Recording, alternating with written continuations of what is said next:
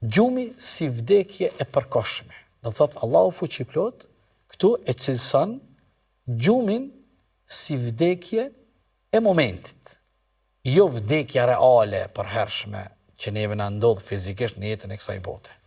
Por gjumi Allahu e quan gjumin vdekje të përkohshme, natën shpirtat ruhen dhe Allahu i din gjitha veprat.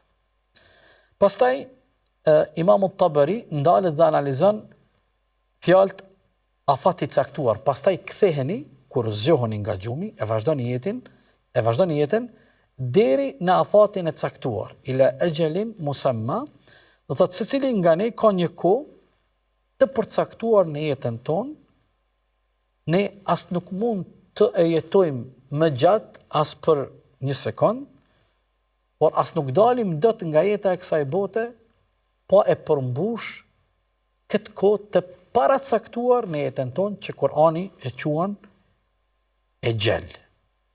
Pastaj ajeti përmend ringjalljen dhe llogarin, do thonë është fjala pas vdekjes, çdo njeri do të gjykohet për veprat dhe dëbamat e tij.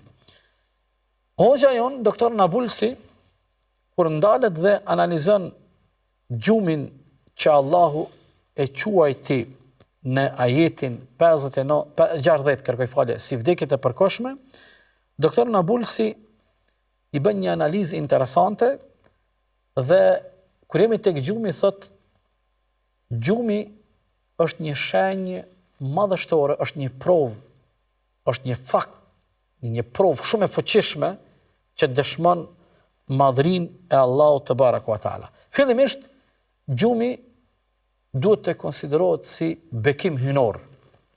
Tash na nuk mundemi dot me imagjinu jetën tonë si i bie mos me fjet kur.